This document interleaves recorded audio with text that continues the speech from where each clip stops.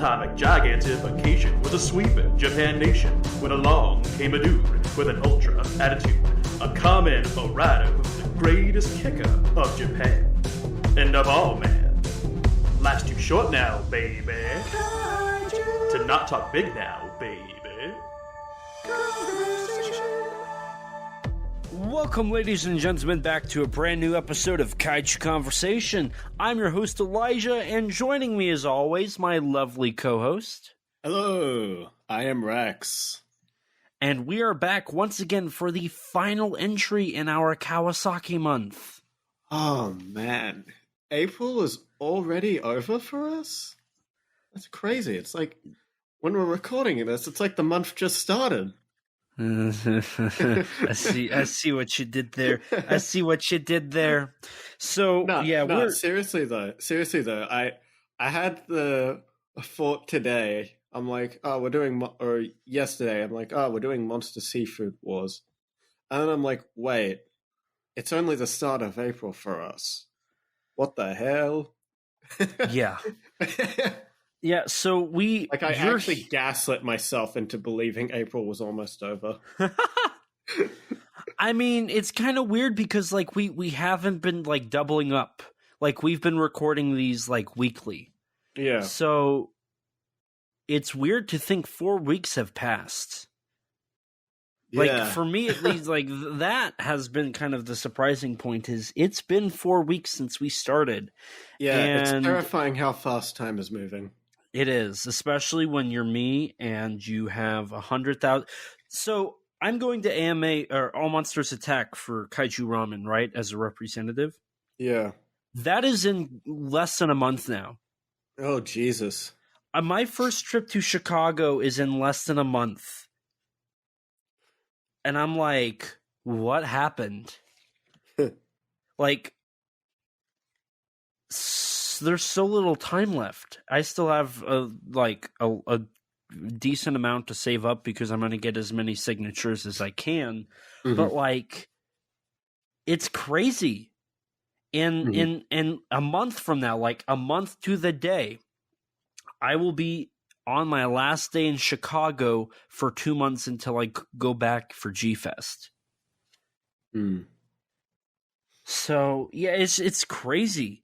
And we're not even, like, April, like, this means we're almost halfway through the year. Summer is almost upon us.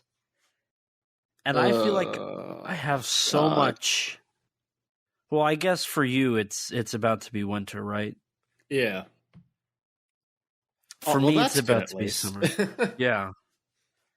So it's so weird. It's so weird. This year is flying by, and I'm not a fan personally. Yeah, I don't know. Maybe it's because now I'm like,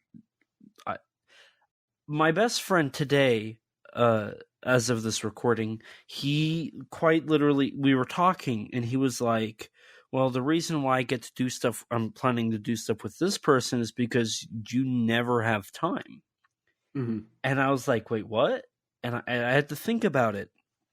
On my days off, I'm either working on my house, working on my car, working for Kaiju Ramen, working for the podcast, or on my days that I'm not off, I'm at work. And when I'm not doing those things, I'm working on my scripts for my upcoming projects or my actual upcoming projects or my articles. And like, I'm never not busy. And when I'm not doing those, I'm like getting myself ready or I'm like at the gym. Hey, welcome it's to funny. The club, man. So funny thing. Today I was listening to our Kaiju Mono episode because it just dropped. That shows you how far in advance we're recording. Yeah. And in it, you're like, well, you should hit the gym. And here we are, not even at the end of the month. And I'm like, yeah, I am hitting the gym. So you can't be cooler than me, Rex. My legs have been destroyed and my arms, I thought I was going to die. I remember getting that call from you. I was in the gym myself, and I just get this call from an absolute madman who's like first gym session is like the most intense leg day of his life, and he's just screaming on the phone. So when I'm at the gym, and I've discovered why I never wanted to go to the gym like during normal business hours. When I work out, I need to scream and cuss as much as possible, or I will not get through it. Like, I have to be obnoxious and loud and be over dramatic, or I will not function. It will not work. And you got to hear that. Yeah. So, if anybody ever went, like, my best friend was having the hardest time not laughing as I'm screaming cuss words as I'm trying to, like, deadlift or, like, do push-ups. And I'm like, I need my own in-house gym. That's what I need. If I'm ever rich, I'm going to have a room just for known as the gym room because I don't want to be publicly embarrassed like that. That's why I work out at 1 a.m. That's why you and I can work out at the same time. So there's my gym story. Oh, man. Prior to this recording, you said that you were the most sane person in this call, and I feel like I just proved it a little bit more. Yeah. I mean, I'm pretty sure the audience would just know immediately that I'm right, because you have a few screws loose. More than a few, in fact. I'm actually... So, This isn't an argument. No, I'm not disagreeing. But if it wasn't for my few screws loose and my insanity, because I'm hyped up on caffeine, sleep deprived, and low on energy, so all I have is these 200 milligram caffeinated drinks that I drink 2 to 3 of during these recordings, so I'm wired on 600 milligrams of caffeination. You should really cut back. So I try to keep it at 2. I do. I legitimately do. But there are some nights where that don't fly, bro. That don't fly. I gotta get the third one in. And then I'm gonna feel weird because I'm on roommate podcasting schedule. That means I'm gonna be going from the 8 a.m. I woke up yesterday now. Mm-hmm. When I get off here, I'm gonna go get my donuts because I always get 7 donuts. And I eat them, and then I have to pick up my best friend, drive him to work. Then I drive to my work.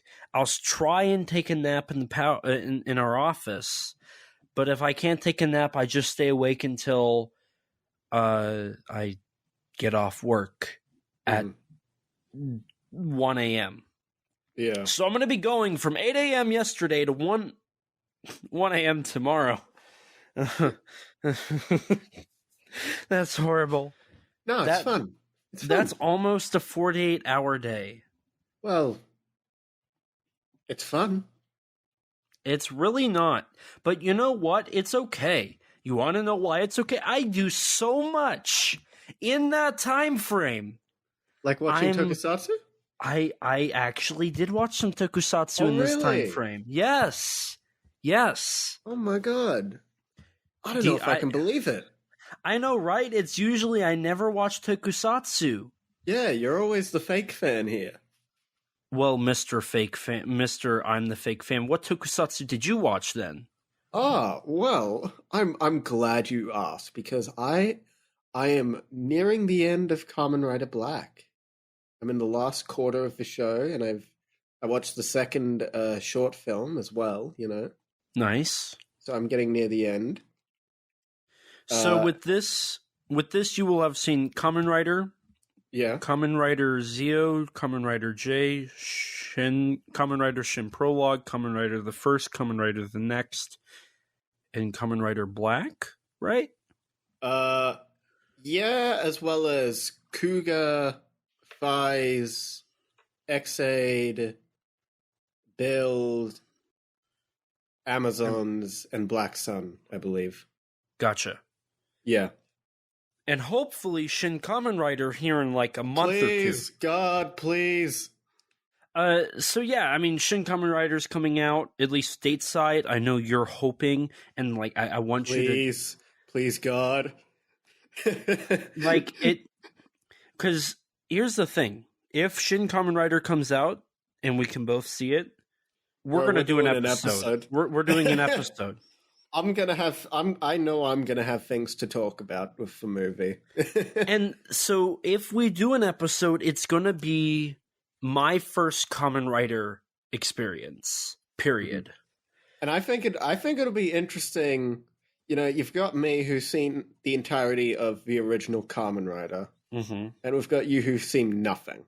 Absolutely not. I mean, so I think that'll be interesting. Now, to say that, to that point, I don't want people thinking that I know nothing about Kamen Rider. I know a little bit. I know the idea and the premise of it, but I've never watched it, so I have nothing to compare. Yeah. There are things that I want to watch that are movies, but when it comes to the shows, I'm dead set on... I'm going to start with 71, then watch V3, and then just go from there. But I have to wait for those to be released on DVD because I don't really want to stream. Well, speaking of Kamen Rider V3, that's another show that I recently just started. Oh, you started that one? Yeah. So that means so you watched Black... V3, and there was another... Oh, and Kamen Rider. So, from the ones you've started, can you rank those? Because those are all the Showa era. Like, best starting. What, you mean like the best, like, first few episodes? Or Yes.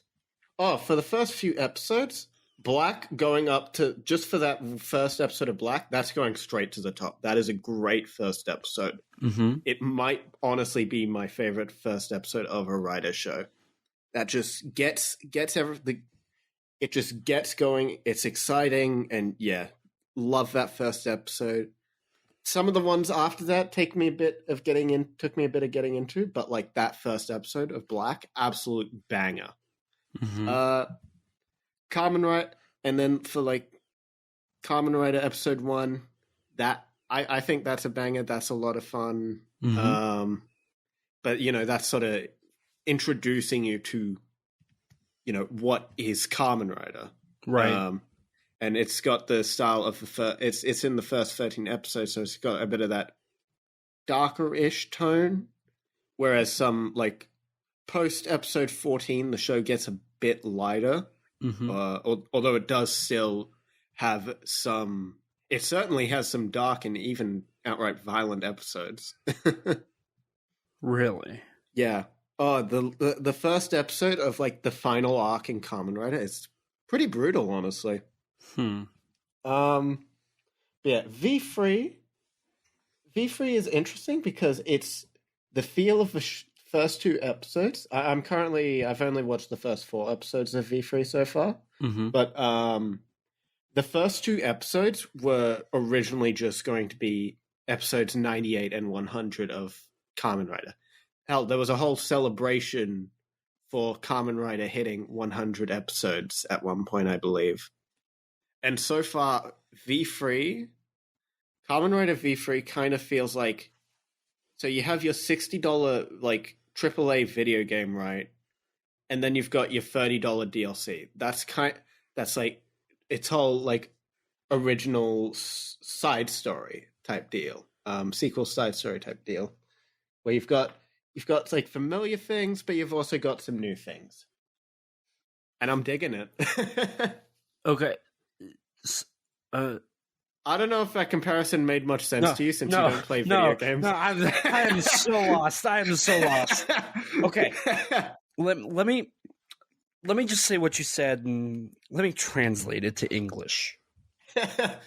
So, Kamen Rider V3 is like a Disney Plus Marvel show to the Marvel movie. Did I get that right? I don't know. I don't watch those shows. Oh God. I don't watch those shows.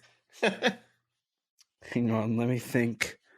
Look, it's essentially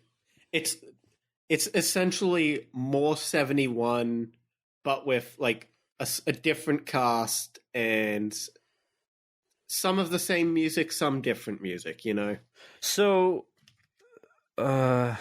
it's like the MonsterVerse comic books to the MonsterVerse movies? Okay, let me just ask you this. It's just it's Kamen Rider 71, but it's like 50 episodes shorter, and it's like got like a different main rider. That sounds like Kikaida 01 to me. I haven't seen that, but I'm going to say probably a lot like that, yes. Okay. So what you're saying is I shouldn't even open and put in the disc for Kamen Rider V3 until I've watched all of Kamen Rider. I mean, you can do that, but it kind of does the way it starts. Yeah, it kind of expects you to at least know a few things from the original Kamen Rider. Like, you got to know like who Kamen Rider Ichigo and Nigo are. You got to know who Mr. Tachibana is. You got to know what the Rider Kid cause is, and yeah. But otherwise, you could probably get into it, like even without seeing 71. It's not that we need. And from what I've heard, at least, Kamen Rider V3 is like one of the only direct sequels when it comes to TV shows. Yeah. I mean, the only Rider show that's like a direct, like main Rider show that's a direct sequel that has like the same protagonist, I believe, as Black RX. So. Gotcha. Okay. So, I mean, once I get through Ultraman, I plan on jumping on Kamen Rider. Mm-hmm. It's either going to be Kamen Rider or Super Sentai. I don't know, because I'll be honest, Kamen Rider interests me more, but Super Sentai has more to cover, because when I do Sentai, I'm also going to be doing Power Rangers. Yeah. So besides the Kamen Rider stuff, Rex, what else have you watched? Well, I just recently started the Tomie series. Okay, that's was that started by Shimizu or? No, Takashi Shimizu did the 4th movie, I believe, which I have not seen yet. Gotcha. I've only seen the first 2 movies, Tomie and then the Tomie Another Face compilation movie. Mm-hmm. Yeah, it's been decent so far. See, I've heard that. So when it comes to like the late 90s and early 2000s, I've heard your 3 main J-horror series are Ring, Ju-on, and Tomie. Tomie, yeah. And Tomie is on my list. I haven't gotten around to purchasing them because they have all been released in the States, to my understanding. Yeah, I believe all of them have an official release. So eventually I need to get on that, but I've been waiting to see if they get re-released on Blu-ray. But how have they been? I mean, I bet the compilation movie was a little boring, but I mean, it's a compilation movie of like a TV show, like a short TV show. So, it's not like it's not like using footage from the previous movie. It's not pulling a Ju-on? No, thankfully not. Okay, good. It did kind of feel similar to Ju-on, but it's free, like short horror story, so it's gonna feel a little bit like Ju-on. Gotcha. Although I believe it technically came first. Maybe Ju-on took inspiration from it. Maybe. Yeah, they've been okay so far. The first one is very slow, but it's not the greatest film.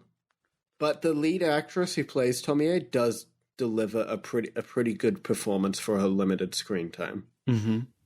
The second film is kind of just okay TV J-horror. I don't know. I don't really have too much else to say on it. The last short is a bit goofy. It's got like not Koji Yakusho and an eye patch, and it's pretty funny. Gotcha. Okay. Would you say Tomie is better or worse than strictly speaking, the first films? You got Ring, of like Ju-on, Ring and Ju-on. Ju-on, yeah, and Tomie. Which is the best and which is the worst? Well, I'll say this. Both Tomie films are a lot more enjoyable than Ju-on the Curse 2. So, good work. I mean, it's not really much of a competition, but, you know, good work. Good work, Tomie. Yeah, in comparison to the... I don't know, I'd probably say it's probably the weakest starting for me. Because, I mean, you got Ring, which is an absolute banger. And then you got... Oh, well, I guess... The first Ring movie is the 95 TV film. We're not counting that. We're talking like main franchise stuff. I mean, well then should we just not count Tomie Another Face then? I mean, if we could just talk strictly first films. Well, yeah, if we're talking that, then yeah, obviously Ring is going to be better than the original Tomie because Ring is just an absolute classic. I'll say Tomie did stylistically remind me a bit of Ring in how it's shot and edited. Okay. Kind of subtle, kind of like not too crazy, just kind of slow. Yeah. Okay. Yeah. I don't know. I don't think it was as well done, but it definitely reminded me a lot of Ring in that regard. Gotcha. Compared to the first... are we counting Ju-on the Curse or Ju-on the Grudge as our quote-unquote first for Ju-on? I mean, I would count the Grudge because that's the first one because they screwed up the releases in America. But if you want to do the Curse, like, that's cool. Mm-hmm. If we're going off the Ju-on the Grudge, I'd probably say I like that one more than the first Tomie. If we're doing the Curse, it's about 50-50, I'd say. Okay. Because Ju-on the Curse is good. It just, I feel like, I don't know. It doesn't start off super strong, but it ends off. The last like section or two of Ju-on the Curse are really good, I think. Okay. Okay. I'm really curious on the Tomie franchise. I feel like that's kind of the unspoken of the big three. Like everybody in at least talking about referencing J-horror, I feel like I hear Ring and Ju-on mostly. Yeah, I mean, to be fair, Tomie, to my knowledge, has never gotten like an American remake. So for better or worse. I'm gonna say probably for better. Yeah. No, knowing, I recently discovered that there's like an American remake of Jure or Don't Look Up, like the film that got Nakata Ring, and I'm like, this exists. Yeah, I feel like I know about that one. And isn't it named something kind of really weird? It's just called Don't Look Up, because that's like the American DVD release of the original. Gotcha. I know there was one that got an American remake that's like completely retitled. And I don't know what that film is. But yeah, I mean, Tomie is also, to be fair, more known in like the character at least is more known in like manga circles because of the creator Junji Ito. Because Tomie is like one of his most famous works, and I'm currently reading through the manga. I'm like almost halfway through. It's good. It's good. So, besides all of that, have you watched anything? Not really. I watched one a kaiju film that you were like telling me to watch, but I don't know if you want to reveal it yet or not. I don't know which one. Is it the one that I watched? I'm gonna assume it's the one I mean, it's not really Because kaiju, though. I mean, I did watch Minoru Kawasaki's most recent film to be released stateside, Super Legend God Hikoza. oh, that's what we're covering today. I don't know that yet. Oh. Well, I watched it. It's literally 70 minutes long. Nice. Yeah. So, I always appreciate a short film. yeah, okay, so here, I have to admit something. I fell asleep after 30 minutes a week ago watching it, Yeah. but the story is so, like, shallow that I picked it up at the 30-minute mark tonight. And I was like, oh, I know everything that's going on. It's more of a like henshin than a kaiju, but it wasn't awful. But I was like, this is kind of boring. There's not a lot that happens in this movie. Damn. But I also found out that Minoru Kawasaki has done a few films that I forgot to mention in our last one that appeared on one of the sites that I looked up today. Oh. He did a movie called Donkey Man. Wonderful. Never heard of it. So, okay, when you look it up, it's a 2020 film. On the poster, I'm pretty sure Moonlight Mask makes an appearance in it. Oh, really? Yes. It's apparently a tribute to Gecko Common, which I'm pretty sure is Moonlight Mask, right? Yeah. Okay. Yeah. So now I'm so interested in it because that was the first like major Tokusatsu hero television show. There was one before it, if I remember correctly, but Moonlight Mask was like the first major Tokusatsu television show, and the fact that Kawasaki brought him back, I thought was really cool. And now I really want to watch it, but it's yet to be released. Damn. First he brings Planet Prince back, or I guess, did this come first? Is this 2020 or 2021? This came first 2020, and then he brought back Planet Prince in 2021. Okay. Yeah, which is really cool. But this begs the question, why is it so SRS Cinema released Super Legend God Hikoza, Monster Seafood Wars, and that's it from the Kawasaki as of recently. Mm-hmm. I don't understand why because Super Legend God Hikoza is not a kaiju movie. It's a henshin movie. Why haven't they picked up Donkey Man or President Tanuki or Planet Prince 2021? Like, I don't understand it. It doesn't make sense. I have so many questions now. And if they're not picking it up, why has Synapse Films not picked anything up? Or like somebody, like, get these movies over here. I want to watch them. Yeah. My thirst for Kawasaki is very, very much in need. We need to talk about Kawasaki. Well, I have good news because I thought that was what we were doing today. That's right. It is the last. I did mention that. It's the last episode of Kawasaki Month. Yeah. What were we covering? Well, so we've covered Kaiju Mono, Calamari Wrestler, The World Sinks Except Japan, and we got one more film. Do you think it might be... Could there perhaps be any, like, kaiju or squid or anything related to the previous films in there, you think?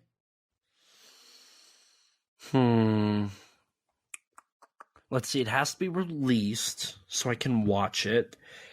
I don't think it'd be Executive Koala. I don't think you or I would want to cover Monster X Strikes Back before we cover the X from Outer Space.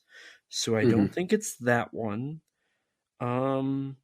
The Rug Cop, definitely not. And you just said you didn't watch Super Legend God Hikoza, so that just leaves... I wonder what it leaves. Could we be covering Monster Seafood Wars? Ding, ding, ding. Did I get it right? No, we're covering Kaiju Mono again. Okay. Yes, we're obviously doing Monster Seafood Wars. Yeah, absolute Sweet. mongrel. Sweet. And the listeners once again get to enjoy this stupid thing we do. Yeah. And then they get to hear us acknowledge that it's a stupid thing. It's the running gag. It's the running gag. Yeah. You said like you hate all of that. So yes, we are covering what up until like a month ago was the most recent Minoru Kawasaki film released in the United States, Monster Seafood Wars, which was released June 6th of 2020. Mm-hmm. After being delayed because of COVID-19. So usually so I've been asking you, Rex, where you want to start, whether you wanted to do production or just talk about the movie and throw in production. How do you want to do our final episode of Kawasaki Month? Well, let's first start with what is Monster Seafood Wars, I think. And I think this is a very interesting story because Monster Seafood Wars, unlike previous Kawasaki films, is not meant to be a parody. Yeah, and in fact, it's. I mean, it's still got comedic elements throughout, but that's because it's inspired by something that's more comedic. Mm-hmm. Well, for our unaware listeners, Monster Seafood Wars is based on an old pitch for Eiji Tsuburaya's first kaiju movie, which later evolved into Godzilla. Mm-hmm. Now, was this the Project G title? I believe so. From what I understand, it's Project G. Gotcha. Because I don't think the material that I don't think any like the material I read on the film specifies exactly what it is, which one it is, but going off previous knowledge, it makes most sense to me for it to be Project G. Right. Because, that one had the octopus. And for people who don't know, Project G was the first draft? The first concept of Toho's big budget monster movie. And, which later evolved into Godzilla. Yes. And it was by Eiji Tsuburaya, who wanted to do a giant octopus that appears in Tokyo Bay, makes landfall, eventually climbs Mount Fuji, correct? Something like that? And the way that the military defeats the monster is by... with a vinegar gun. Yes. And Kawasaki liked that story. Kawasaki grew up with Showa kaiju films. Kawasaki loves giant monster movies.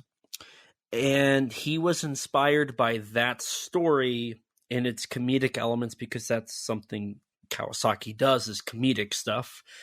Yeah. That inspired him. As we found out. Yeah. That inspired him to make this. But there's more to the inspiration than just that film or that concept. Do you know the other two that I'm referring to? Not specifically. I think I might know one. It's just I may not have written it down in my notes. Okay.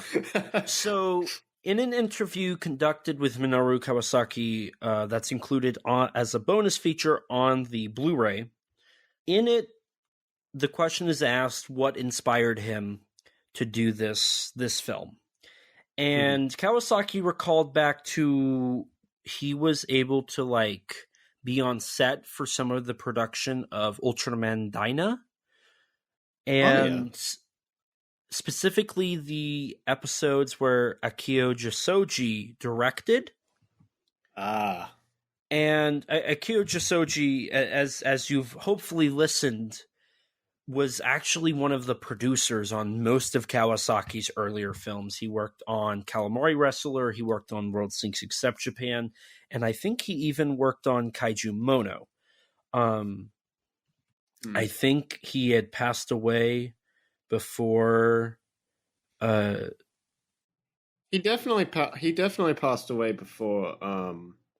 Yeah, before this film. So he passed away in 2006. So World Sinks Except Okay. Japan was one of his last films that he had worked on, in air quotes, with Minoru Kawasaki. He was an executive producer, so that means his influence is very minimal. And Monster Seafood Wars was meant to be kind of a love letter to Jisoji, because Jisoji heavily influenced Kawasaki. And he was just a good friend of Kawasaki's. So he wanted to make something that was inspired by his work, and that would end up being Monster Seafood Wars, as seen with the heavy Ultraman influences throughout the film. Another one was when Kawasaki was growing up in college. He would do 8mm monster movies. Yeah. That's where Den Ace was born. And for Monster Seafood Wars, the first time he came up with this idea at the time was 46 years prior, when he made an 8mm film titled Futo, which was about giant sea animals attacking Tokyo. And that was the birth of the concept of Monster Seafood Wars. And then from there, he wanted to do a love letter for Jisoji, which included the Ultraman elements, and then took from the Project G story by Eiju Tsuburaya, who does receive credit in the film. Yeah. And from those three came Monster Seafood Wars. So I think it's very interesting that this film has three inspirations, and not just like based off of a book that riffs a movie, or just, you know, trying to market off of Shin Godzilla, or just be a sequel to a movie that came out like 40 years prior. I think it's really interesting how Monster Seafood Wars was this culmination of a few things that Kawasaki felt were very close to him.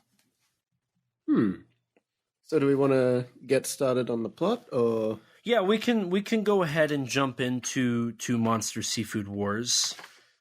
Alrighty. So at the beginning of the film, it's established that we're being told the story in flashback. Yeah. So the whole idea is we're watching this news broadcast, which during this film I started to pick up that Kawasaki likes doing these news segments. That's something he does in his films. Like that is one of the like Kawasaki cliches, I guess you could put it. Yeah. I mean, he did it a decent bit during Calamari Wrestler, from what I recall. He did it in Calamari Wrestler. He did it in Kaiju Mono. He did, didn't he? Yeah. And there's even segments in... Well, I don't think there's a ton of segments, but I know in The World Sinks Except Japan, there is at least one scene where there's a forecast of foreigners. And even in Super Legend God Hikoza, there is like a 5-minute segment about just advertisements on television. So it's one of Kawasaki's like staples for his films. Not only do you have the absurdity of his stories, but you also have stuff like that. That's just like absolutely Kawasaki, no matter what. Yeah. And intercut with these broadcasts are the actual our main story. Yes. Which is interesting because we're told a little bit, but we're not told the story that we see on screen. Like we get some like background, and then we're told the main details, and then we're told more background, and then I mean, they use it. They use it for a fair bit of exposition, Mm-hmm. for the most part.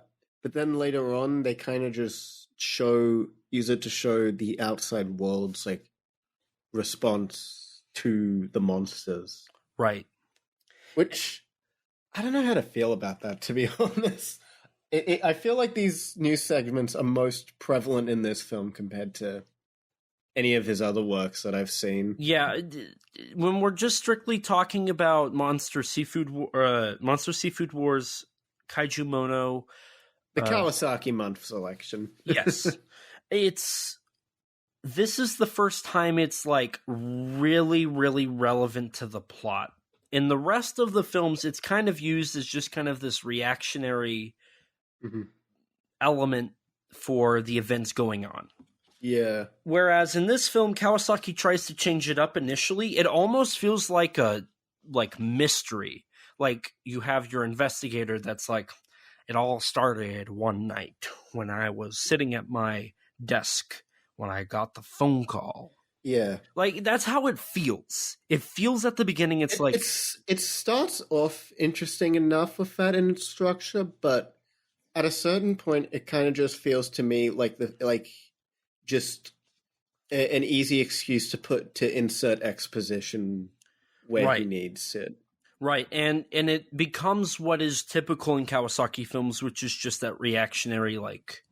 Yeah, which... That whole section in the middle, I feel, goes on for too long. The part where they have, like, the scientist and all that, right? And everyone, like, eating, like, the food. Yes. Yeah. That's like a good 15-20 minute stretch of them in the middle of a movie where it has nothing to do with anything else that's like going on outside of like one bit where we see our main characters eating the food. Right. And it's like I'm fine with showing like the world in your story. It's just it kind of felt like padding to me. Yeah.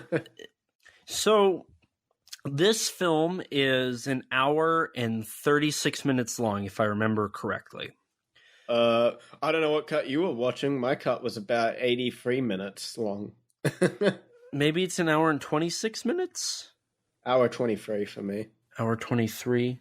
That sounds about right. So, yeah. And in comparison, and I'm only comparing it to this because this is another recent Kawasaki film with, I think, around the same budget, Super Legend God Hikoza. And I'm happy I watched this today as well because I feel like I can kind of put it into perspective because, you know, it's Kawasaki modern and it's not with a budget like Kaiju Mono had somehow.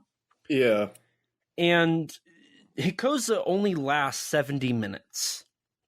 And even then the film feels like it kind of lingers for a little too long. Specifically in the middle. Something that Monster Seafood Wars suffers from. The issue is Monster Seafood Wars has plenty you could cut. And you could probably get it down to 65, 70 minutes easily. Oh, it feels like a roughly like 50, 60 minute script. Mm-hmm. Which is weird because compared to The World Sinks Except Japan, which I believe, if I remember right, he wrote in... Oh no, it was Calamari Wrestler. He wrote that script in 2 weeks. Mm-hmm. And that's a solid, nothing really feels wasted. Yeah. That feels like pretty much about the right runtime Calamari Wrestler, I'd say. Whereas Monster Seafood Wars took 6 months to write. Oh, wow. Oh, my. Granted, he was pulling from his own short film and inspiration from Ultraman and Akioja Soji and Project G and, other... I mean, to say that there wasn't... maybe he was also busy with other projects around the same time as well. This is true. He was probably... Well, no, because this was 2019. So, I mean, Donkey Man... But that was the only project besides Monster Seafood Wars. Mm. So nothing out of the ordinary, really, because he produces 1 to 2 films a year. So, I mean, unless you also want to include his influences from Johnny Sacco, which we'll get into later, and probably influences from Ghidorah the Three-Headed Monster or Space Amoeba, like, it doesn't feel like this should have been a 6-month-long script. Yeah. Even the story is kind of... The love story in this is not even as remotely interesting as Calamari Wrestler, even though Calamari Wrestler has a clear, like, conflict with how its love story's written. I mean, I feel like, you know, it seems like it's a trope in and of itself. Kawasaki movies always seemingly having a romance plot. And I feel like that's been the weakest link of all. One of the weakest links in all his movies so far. Yes, I feel like... I don't know if it's Kawasaki attempting to have people be able to relate to the absurdity that's going on or what, but, like, the world sinks except Japan. The love plot is the worst part of that movie. Yeah. Calamari Wrestler, as we establish at the end of discussing that plot, it falls apart because at the end they, like, the twist at the end just makes it makes that whole thing weird. It's like, what is this love plot then? Like, what? I mean, you also the girlfriend also just is kind of a bit unlikable. Right, because she just jumps around and it's like, what? And then you have Kaiju Mono, which also has a problem establishing the love connection because they just become a thing. There's no development. Yeah. And at the end, it's just kind of written that she's happy with how he is as himself. Mm-hmm. And yeah, you bring up a great point, Rex, that the love plot for all of these films is the weakest. And in this film, it takes up way too much, I think, as well. It becomes the driving factor of the rest of the plot. Yeah, although I'll say this, it didn't bug me as much in this film as it did in some of his other films. Sure. It definitely bugged me more in Calamari Wrestler than this one. Mm-hmm. But I also think that's because Monster Seafood Wars had a lot more that just kind of bugged me. I mean, we could jump back in. I mean, we kind of jumped. We've been jumping around. Yeah. We could kind of go back in and one of my did we even get to the monsters yet? No, that's the next thing we were So following the flashback establishment, we get to the monsters. Like, Kawasaki shows them within 5 minutes, I think.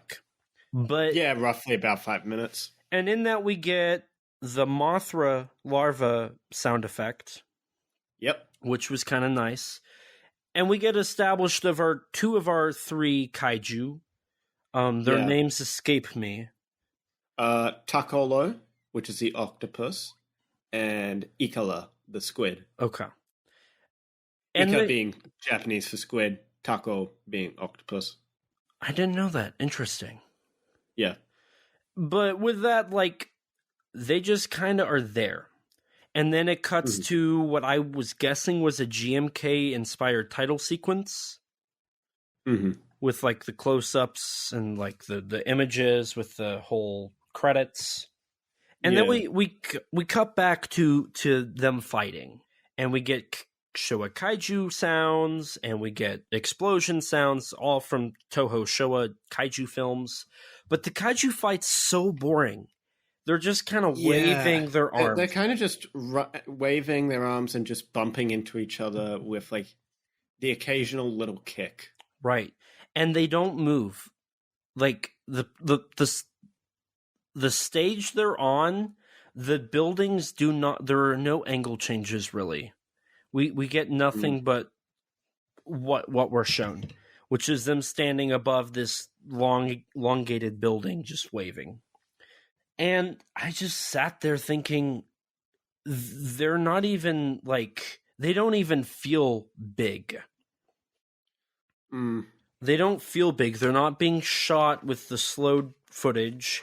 Granted, I'm pretty sure they are. Are Pretty they? sure they are. Or are they just Pretty kind of sure. like slow? I don't know. I feel like the arms would wave around a lot faster if it wasn't slowed. Maybe. Because it would look a lot floppier if it wasn't slowed down, I feel. I guess that does make sense. It'd be more like Calamari Wrestler. Yeah. But I mean, the suits look pretty similar to Calamari. I mean, it's basically the squid and octopus from Calamari Wrestler. They are. And in the interview that's provided on the disc for Monster Seafood Wars, it's revealed that it's in the style of Kigamuri. K-I-G-U. I'm pretty sure that's basically just more or less like Suitmation. It's Suitmation, but it's a special type. It's costume characters more as a cosplay, and they're not supposed to be realistic. Mm-hmm. And that's Kawasaki's preferred method of Suitmation, which is why we get the absurd animal series with like President Tanuki, Calamari Wrestler, Goalkeeper Crab, and stuff like Monster Seafood Wars, where the suits are very not realistic, but that is the style they're going with. That's them trying to have fun. It's supposed to be more of a theatrical thing than a realistic thing. It's worth noting that I'm pretty sure the suit actors for I know the squid is definitely the same suit actor as in Calamari Wrestler, being Hurricane Ryu. And I'm pretty sure the octopus is the same one as in Calamari Wrestler. I'm pretty sure. The wrestler, right? The octopus, I'm pretty sure it's the same suit actor, but I'm pretty sure it is too. Fact check that. I know Hurricane Ryu was in it. Yeah. Which means when I go to see him at All Monsters Attack, I'm really tempted to have him sign Monster Seafood. I'm really considering having him sign one of the Kawasaki films, because he played Denace, he played Tamura, Calamari Wrestler, Crab Goalkeeper, Gulala, Bemuras. So speaking of Denace's cameo in World Sinks Except Japan. Our third kaiju of the film, the crab kaiju named Kanilla, who appears a little later on, is played by the actor who played the T-Rex monster in World Sinks Except Japan. Really? Did he play any other of the costume characters for Kawasaki, or were those just his 2 credits? What, was he in any other Kawasaki films other than these? I don't believe so. He did a bit of Kamen Rider, and I think Heisei Ultraman, I want to say. Gotcha. From what I recall. Okay. I wasn't sure. His name is it's either Hiroyuki Taguchi or Yoko Taguchi. The translations were giving me slightly different names. Gotcha. Gotcha. So going back to the plot here, so with the introduction of 2 of our 3 kaiju, we get the introduction of SMAT. Seafood, it's Seafood, the Seafood Monster Attack Team, which is a clear reference to the Monster Attack Team Matt from Return of Ultraman, which Akio Jisoji... Which we previously saw something similar to that in Kawasaki's The World Sinks Except Japan. With, was it... What was it? It was something... It was like... Gat? Yeah, Gaijin... Gaijin Attack Team, I'm pretty sure. Something like that. Which is another reference to Return of Ultraman, which Akio Jisoji, I think, is most famous for. I feel like that series was his bread and butter. I mean, didn't he only write a couple episodes in that? Whereas he actually directed? I'm pretty sure he directed a few episodes. I'm pretty sure he only wrote in Return. Or maybe he did some cinematography? I'm pretty sure he only wrote in Return of Ultraman. Maybe I'm crazy. But because I know he directed a fair few episodes of Ultraman and 7. Hell, one of his episodes of 7 is literally banned. which is actually a really good episode, just saying. Yeah, it is. It is. Oh, I guess he was only a writer on one episode of Return of Ultraman. Yeah, I thought it was something like that.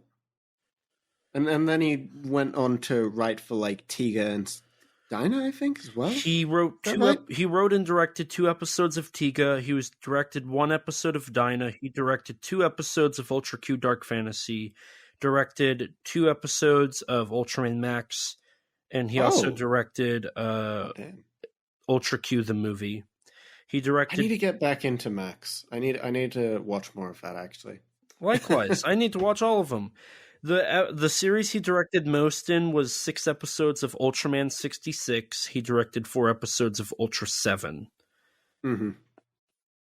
And those episodes of Ultra 7 are some of the best of Ultra 7. This is true. But going back to Monster Seafood Wars, essentially the 3 main monsters are, like, I believe they were offerings that that our main character had. Yes. Yuta,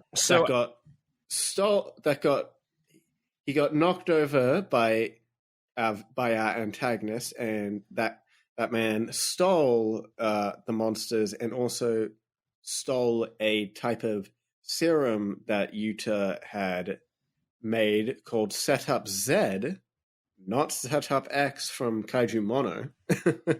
Yeah, even though it's essentially the same thing. It's the same thing. It's yeah. Yeah. So the offerings disappear, and then they turn into giant monsters. Literally 30 seconds later. Yeah. They basically teleported. Yeah. It's really jarring, and it's really okay, we're the opening I felt the whole movie kind of had sometimes jarring editing. It did. And the opening is, I think, the worst because it jumps. It just jumps, because after they arrive, then our main character goes to his house. Either his house or his friend's apartment, whatever. One or the other. That's when we're introduced to his friend, who we find out it was a dinosaur. It was like the place where he was building the robot. Right. Which we're going to get to that robot because, oh boy. Yeah, he's just casually building a robot in the city. Mm-hmm. So he goes to his best friend's place.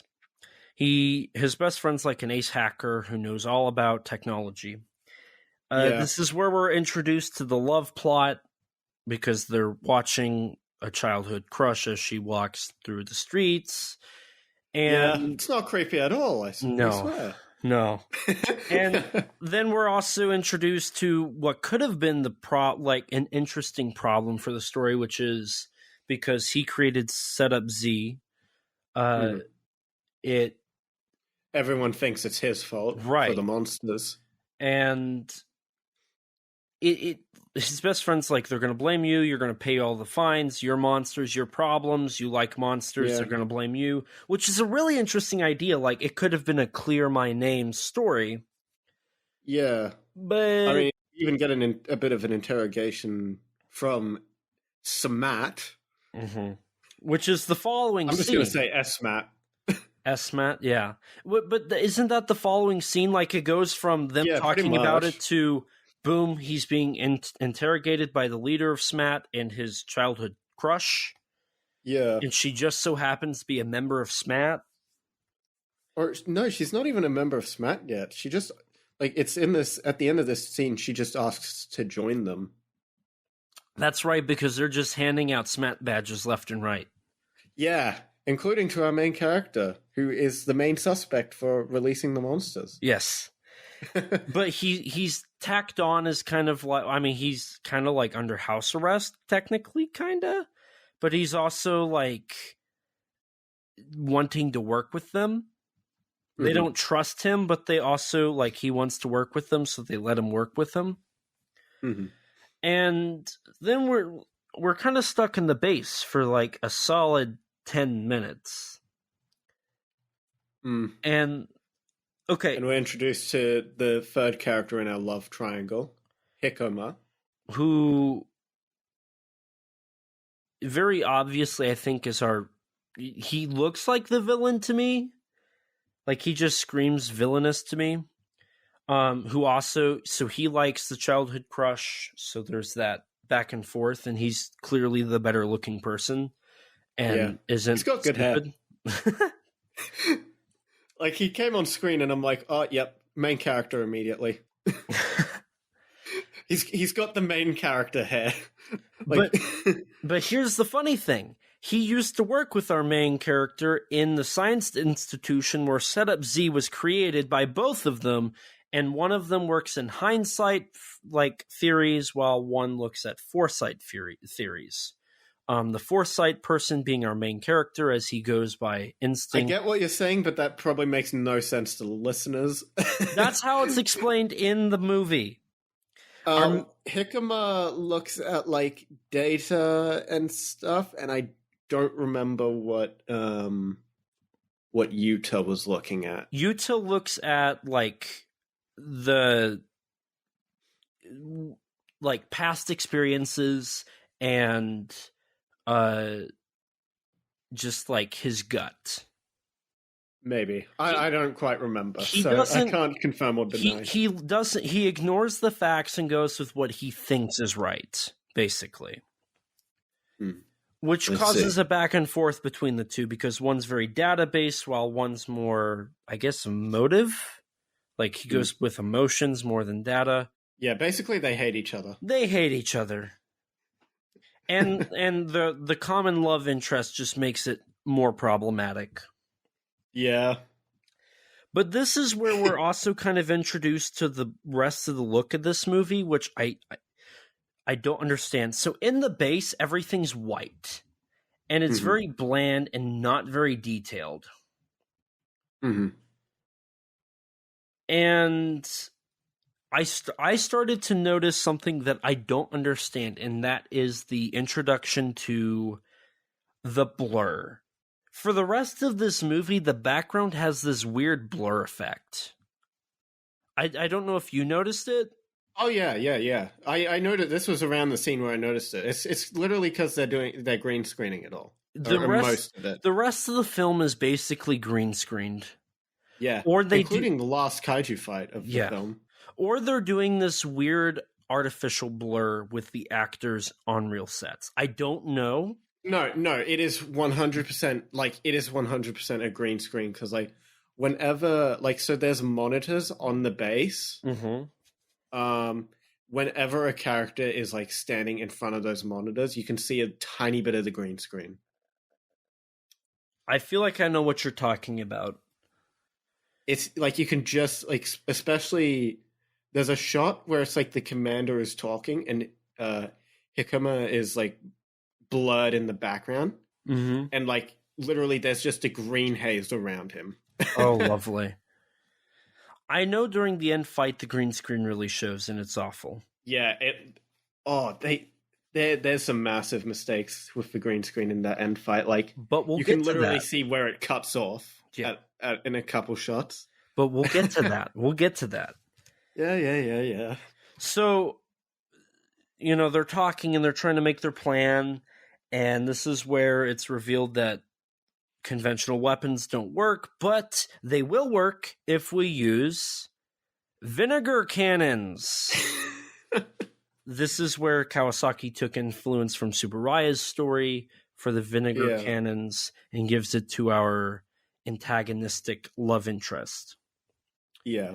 So from there, the monsters appear again, our two cephalopods. Where SMAT's prepared, they send in their forces, which is 4 people and 2 army jeeps with vinegar cannons, and they fire vinegar, and like they're doing good, and the green screen's awful. Yeah, it didn't help that like the cameras, like the white balance for the camera is off, the editing is not the greatest. It feels kind of unmotivated a lot of the time, and the tentacles, oh my god. So The effect is you have your guys driving around. Yeah, and then you have the tentacles like green screened over. Mm-hmm. Basically superimposed. Yeah, and there's like, not only is like the lighting not even trying to match up, but also there's no shadow for the tentacles at all. And they just kind of float. Like they go over the Jeep and they do nothing. There is no interaction. Yeah, they don't match up with the camera movement. It looks genuinely awful. And nothing happens. Nothing happens. They just kind of they wave and they drive. And this goes on for like 2 to 3 minutes. Yeah, until they finally start shooting the vinegar cannons, and it's like, oh, it's affecting the kaiju. And they even reuse footage from the first time the two cephalopods appeared. Oh, yeah. It's like they had, like, they could film for like a day. And unlike Kaiju Mono, where like they made original footage for everything, they had like, they took like 7 shots with this set. And those 7 shots are everything we get in the movie. Mm-hmm. And if they needed an extra shot, they just reused the shot prior. Yeah. And then following this, our third kaiju, Canilla the crab, appears. With hetera sound effects. Yeah. And from there, he cuts off the tentacles of our 2 cephalopods. Yeah, which they're cut off here, but like they never look to be cut off at any other point in the film. Well, I would guess they grew back. I guess that's how, because I think it's the octopus like gets all of his tentacles cut off besides his 2 feet. Oh, they cut off at least like 2 to 4 at least. This also creates the worst subplot in this movie, but I want to get to that after we finish this scene. Okay. So the crab comes in, cuts the tentacles, and then they disappear, and we find out that our crab cannot be affected by the vinegar guns. Yeah, and he like destroys the Jeeps, I guess. And then they all go back into the ocean. Yeah, there was a brief freeway fight, but then they all left. Because they didn't have the budget for any more fighting. Yeah, essentially. And this is where the worst subplot of a Kawasaki film comes in. Mm-hmm. Seafood! Yes, that's exactly what I wanted. Now, granted, while watching this, I wrote in my notes I want seafood. Like, I looked up and I was like, okay, when I get paid this week, I'm going to go get seafood because this is making me hungry for seafood. To be fair, I think the seafood element does apparently come from, like, the pitch for Project G or something. But it's boring. A, it's boring. B, it just goes on for way too long. And so I think the idea was with the increased size, like it's that idea of if we can increase the size of these plants and these animals, then we can feed the world. We can solve world hunger. Right. Yeah. But that's the whole idea for what Setup Z is. But they don't address it. I will say there is one gag at the end around it that I did think was pretty funny. Yes, at the end there is a funny gag. I do want to talk about that. But like, I don't know, it feels it's commercialized. Mm-hmm. They don't talk about like anything they do with it besides what happens when you commercialize it. Yeah. Getting down to even what social media influencers do. Yeah. And I mean, like, I'm not against the film, exploring, the public reaction to things. I think that can be interesting in certain films. But here, it just feels like padding. It does. Especially when it goes on for it goes on for at least 10 to 15 minutes. Yes, which in a 80-minute film, that's way too long. That's a good chunk of a runtime. Isn't that like 20%, almost a quarter of your runtime? Oh, it's probably not far off. It's probably about like a sixth of a film, which is not good. That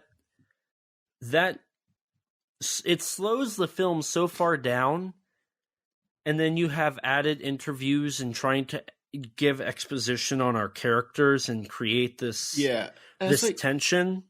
I was okay with the interview segments up until like this whole point where I realized this is all just either exposition or padding. Mm-hmm.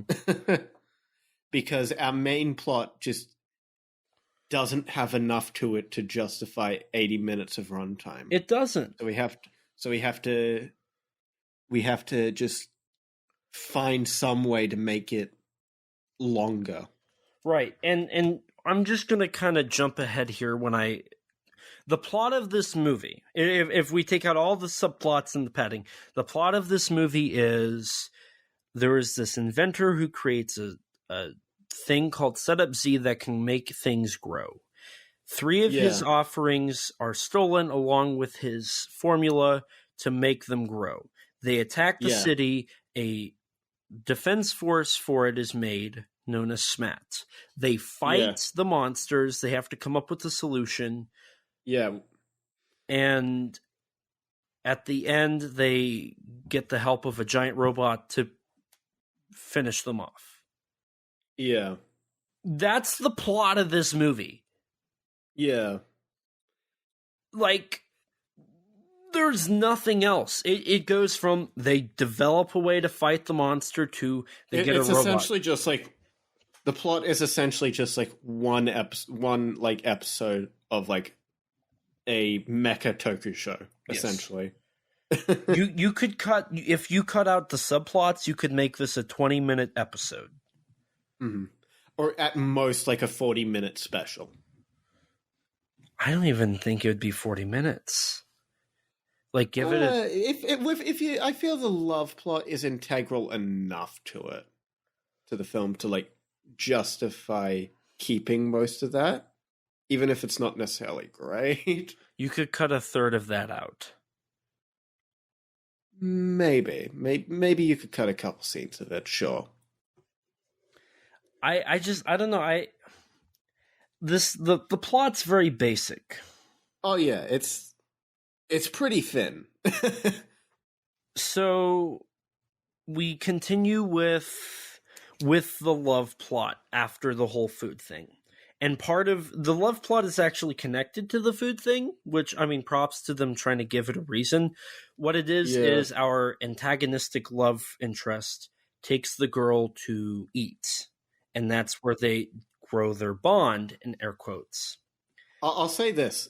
Hikama does have some pretty good flirtatious one-liners. He does. I thought it was really funny. Like, your smile is the best dish for me.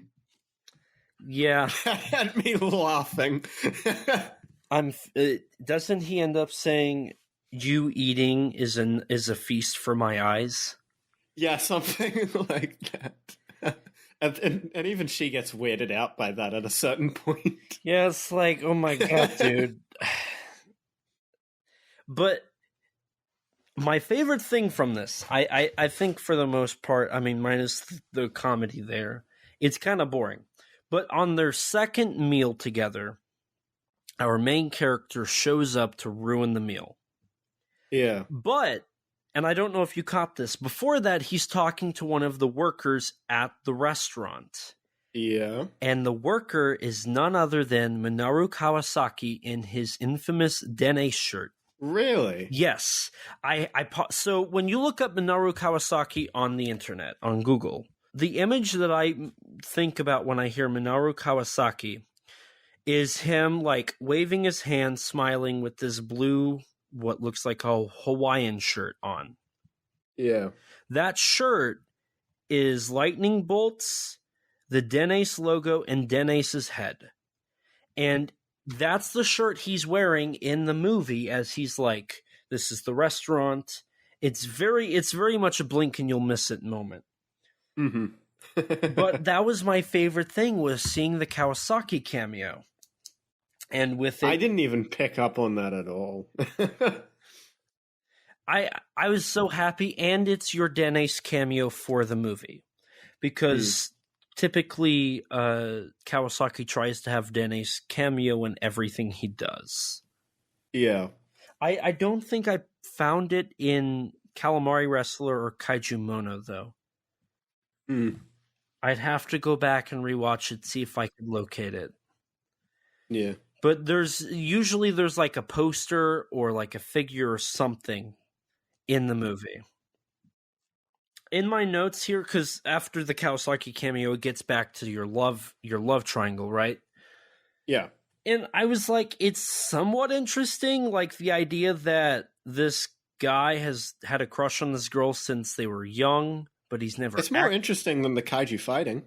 Yeah, but it doesn't fit. It just doesn't... It's not crucial enough for the grand plot until the final act, and in the final act, it's just kind of there. That it just... It like... And even at the end, you feel like they don't even get together. They always just feel like they're in the friend zone. And after this, we get a scene where like he's walking with her and he's like, you need to stop leading him on. You are leading him on and you're just sleeping around with him. Yeah. And she's like, where is this coming from? Like, this is out of the blue. And that's exactly what it is. It's out of the blue. Like, what? Why are you moody? Like, they're having dinner and really nothing else is implied. Yeah. I mean, they say that he takes her home, but she leaves it at that. Like, he drops her off. Yeah. And I don't know if they're supposed to... I mean, it would maybe make some sense with, like, the scene later where, like... He falls on top of her. Yeah. But then it's quickly, like, shut down. And she's like, yeah, it's a misunderstanding. So, like, nothing happens. Like, he's just being moody because he's not getting the girl. Speaking of conflicts, I forgot to establish that in this scene at the restaurant is basically what the whole plot revolves around for the last act of this movie. And that's a bet. It's whoever can beat the monsters gets to date the girl. Yeah. I must say, it was at this moment I'm like, this is a movie about two closeted gay men fighting for a woman. I admittedly thought the same thing.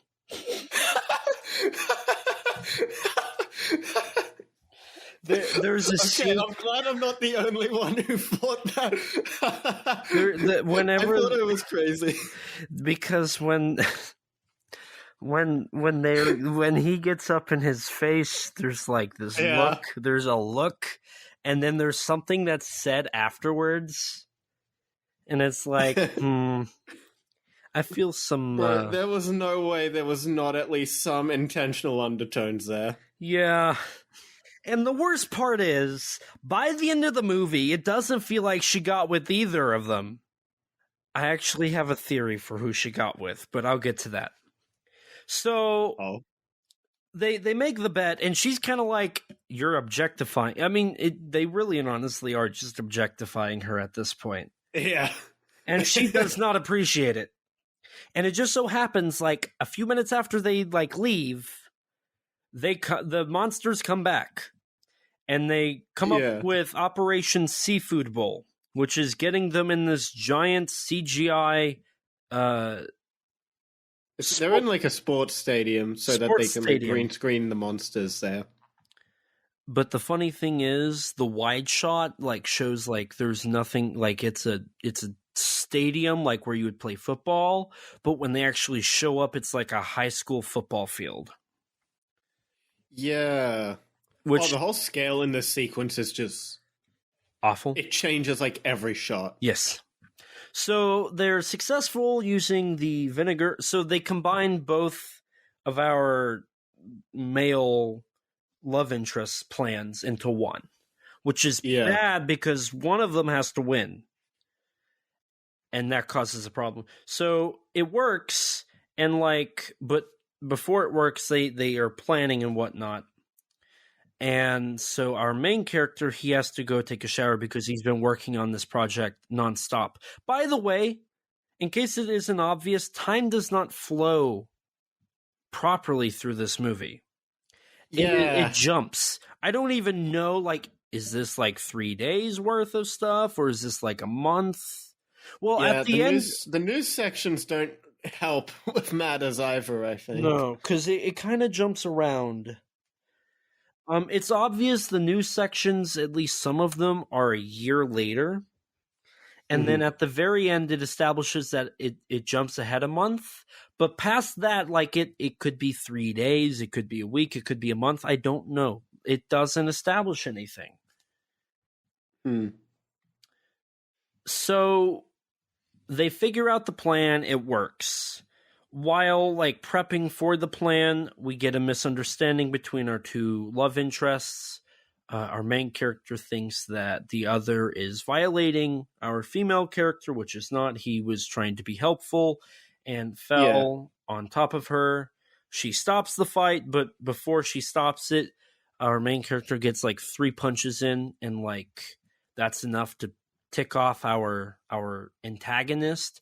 And this is where we find out that we find out during the restaurant sequence that he's the one that swiped the 3 sacrifices and set up Z and made them grow to large proportions, and that's how we had the vinegar gun so quickly and all that.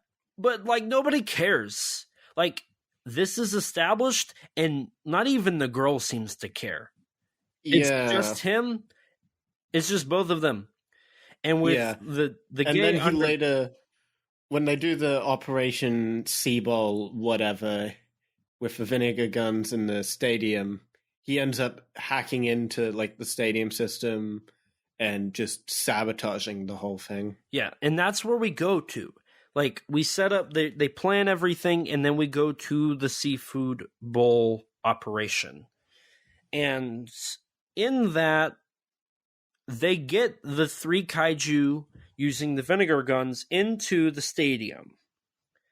And as they're about ready to blast them with their horrible green screen, also, by this point, the crab has become the leader, and the other 2 just follow whatever the crab says. Yeah. Which is weird. That's never established how that happens. Yeah, it's kind of just a thing throughout the whole movie where sometimes the kaiju are fighting each other, sometimes they're not, It's a bit... I mean, they start off... The cephalopods start off fighting, the crab comes in, fights both of them, and then they kind of become the crab's, henchmen. Yeah, it's a bit weird. It's weird. It's not established. It's not it just happens. But it's the least of the problems of the movie, honestly. Yeah, at this point. So the villain, who now is established to be the villain, but is not acknowledged to be the villain, turns on the sprinklers. And I guess he planned to do this to get back at our main character punching him. He puts seawater or salt water into the sprinklers and sprays down the 3 kaiju so that they can fight. The vinegar doesn't have much of an effect. And I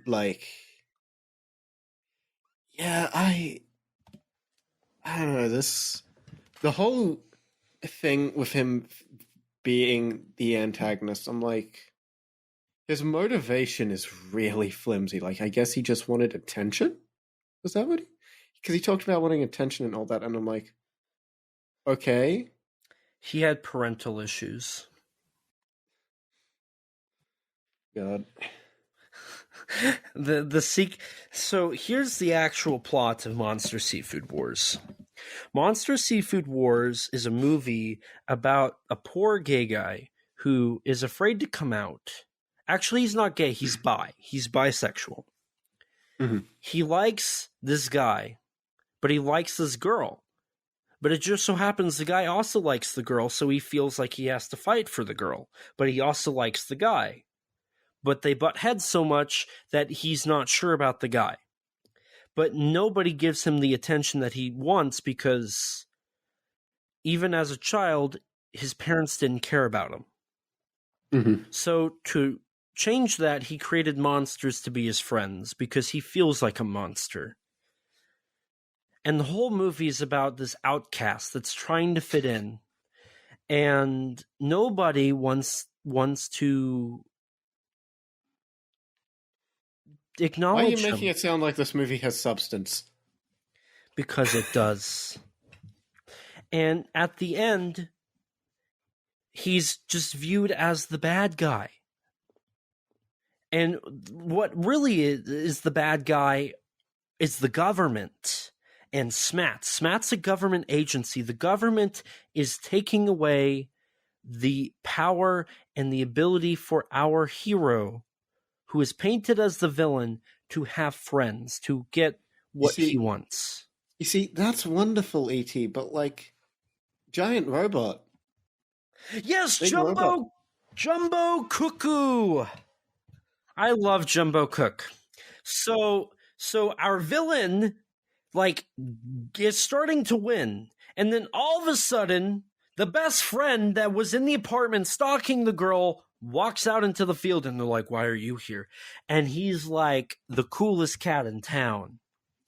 And he walks up and he's like, "Hang on, I got this. I got you guys." He presses his PS5 control button, and then from his building comes Jumbo Cook, who is a giant robotic cook that looks strangely like Giant Robo from Johnny Sacco.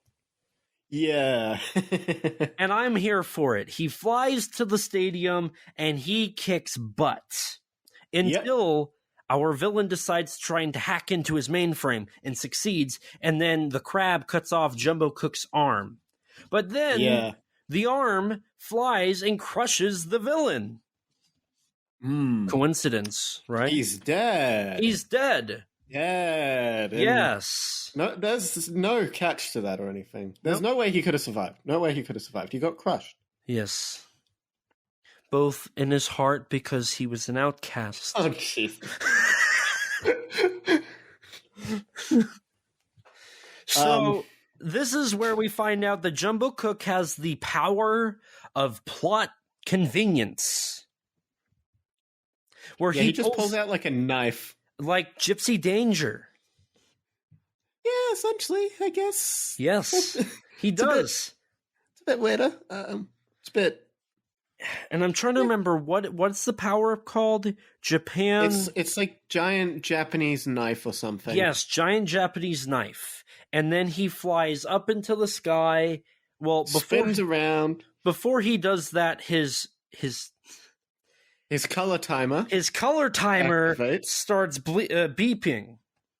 Yeah. And then we find I wonder out what they're referencing. So we get our final Ultraman reference. Well, no, there's one more Ultraman reference. We get that reference, and they're like, "We got this." He's going to fly up. He flies up, and he comes back down, spinning, and slices all of our seafood monsters to bits. Just cutting off their arms, actually. And they fall to the ground, and he wins. And this is when we get the Ultraman Jack sundown shot, which is really nice callback. I love seeing the sunset shot with Jumbo Cook. I thought that was really cool. I like that. I love that cinematography in the Return of Ultraman episodes. Mm-hmm. I mean, to be fair, Return of Ultraman isn't the only show to have sundown. True, but Return of Ultraman did it the best. Return of Ultraman has so many good shots. It's the best shot Ultra series from the Showa era. All that we can agree on. Yes. So from there, we get the conclusion. Everybody's happy. We've won. And then we get the epilogue, which is our main character, his best friend, and the love interest who definitely friend-zoned him, going to make a final sacrifice. Or not a final sacrifice, another sacrifice to the shrine. Yeah, they're getting more offering animals. And they bring a lobster, a sea urchin, and 2 blobfish. Also, Not blobfish, globefish. Oops. Yeah. I mean, what's the difference? Actually, a blobfish is cooler. Yeah, a blobfish looks completely different. Yeah. A blobfish looks like Brendan Fraser from The Whale. It's true. You look it up. They look similar. I'm just saying. That's not to be rude in any way. It's just true. I mean, to be fair, that infamous photo of a blobfish is a dead blobfish or dying blobfish, to be fair. Yeah, I know. They don't quite look like that. Rest in peace, Blobby. So, whatever. This monk says that the priest is ill. Yeah, the priest, who I'm pretty sure was Yuta's dad? No. Yuta's dad is the cook for Smat. Yuta's dad is a sushi cook who's like one of the best in the business. The priest is just... sure the guy they were looking for was his dad. No, it was just the priest. Whatever. So, the priest is sick, and the monk takes the offerings. Yeah, the monk whose face is... covered. Conveniently hidden. Yes. Also, this is where my theory comes in. So, the bet was whoever defeated the 3 kaiju would get the girl's ability to date. Would get the girl.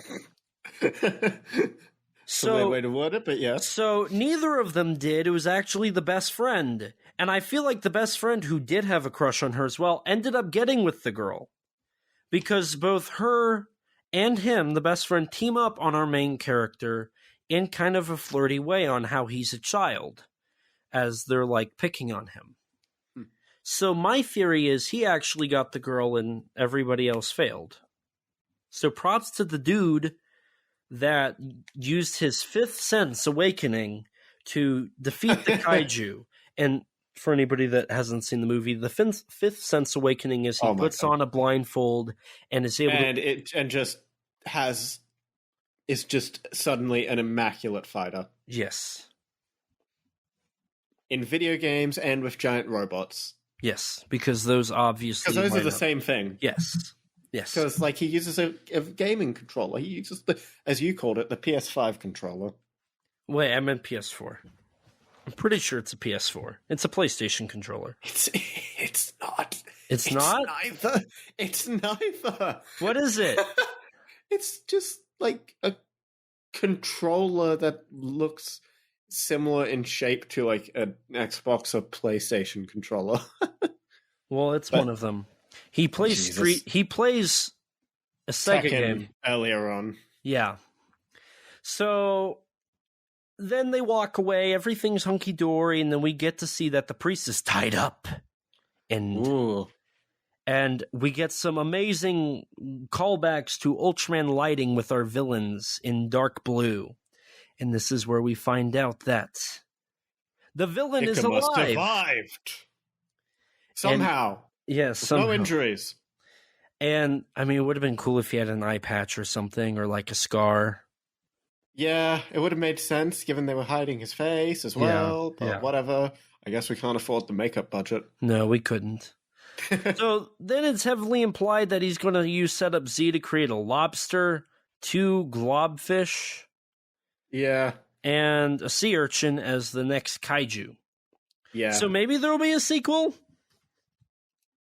I mean, it'll probably go the kaiju mono route of getting a sequel in manga form. Actually, speaking of manga form, it did get a manga adaptation prior to the film's release. Oh yeah, it was by Nobuyuki Horino. Huh.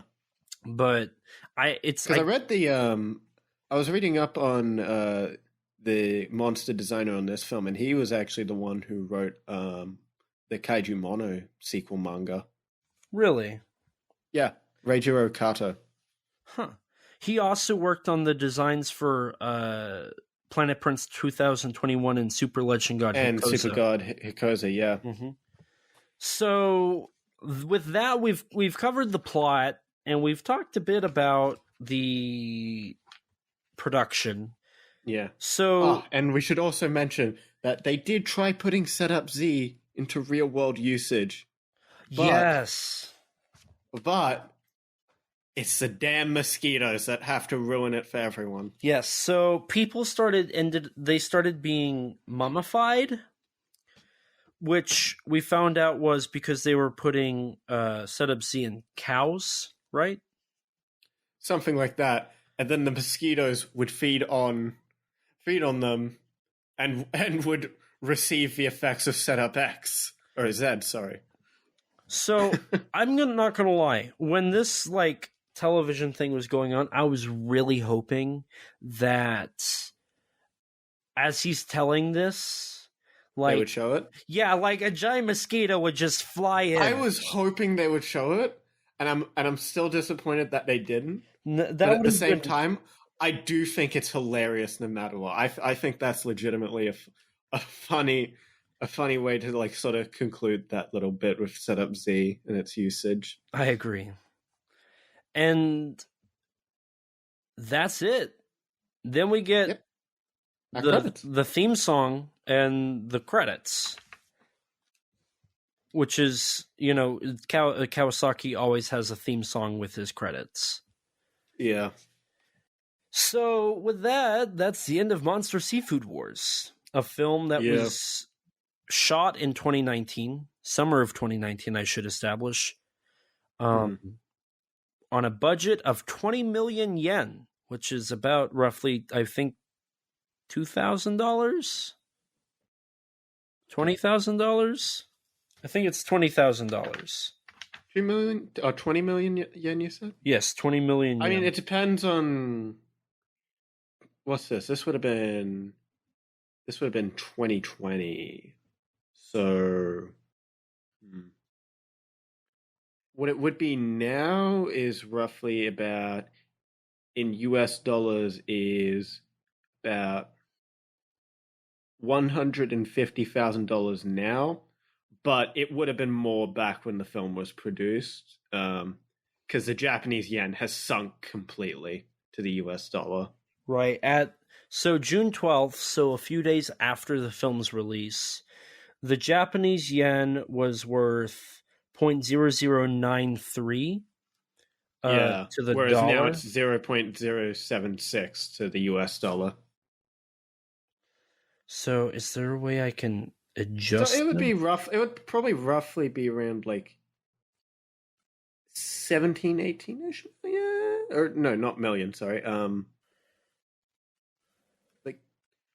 somewhere around 170, 180,000, I believe. Maybe even 200,000 at most, at absolute most. Close. It was $186,000, roughly. Okay. So almost $1 million. Not quite, but not too far. Yeah. Right? No, it's way off. I don't know. I don't think that's how counting works. No, but, it's not. It's not. Almost $200,000. Yeah. So that's better. That's better.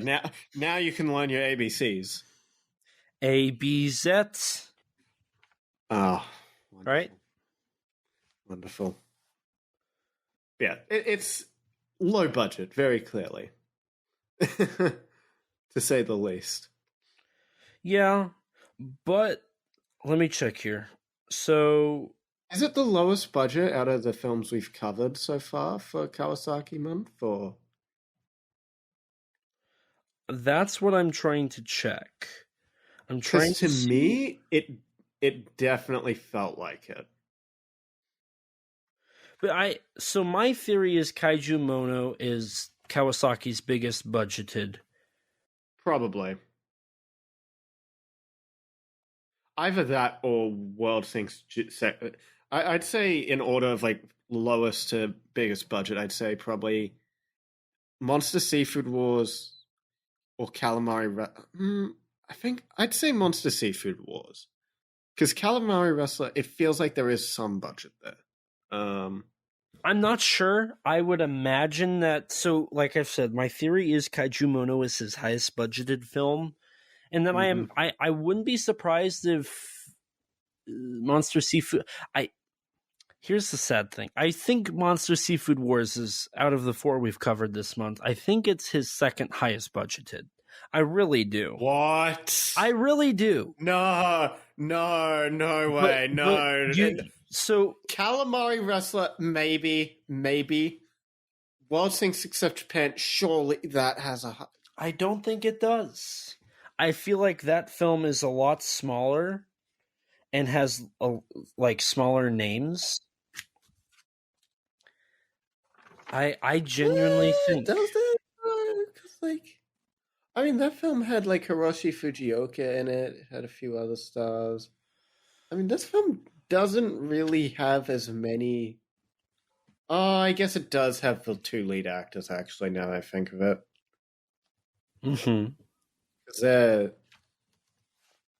Because, like, the lead actor is a decently well-known Japanese actor, and then the other one's like a singer. Mm-hmm. Yes. Okay, maybe. And so... this is a perfect segue into my favorite thing to do is the cast. You did have Hidei Fukumoto, who was in 2 previous Kawasaki films, Earth Defense Widow and Monster X Strikes Back. You had Ryo Kinomoto, who was in Ultraman Tiga and Ultraman Dyna the movie. He was also in Ultraman Dyna, Ultraman the Next, Superior Ultra 8 Brothers. Ultraman... this is Kinomoto? Oh, yeah, he was the captain in this. Yes. Superior Ultra 8 Brothers, Ultraman Saga, Orb, and Tokuger. I believe that's the Sentai. Yeah. Yeah, that's the train Sentai.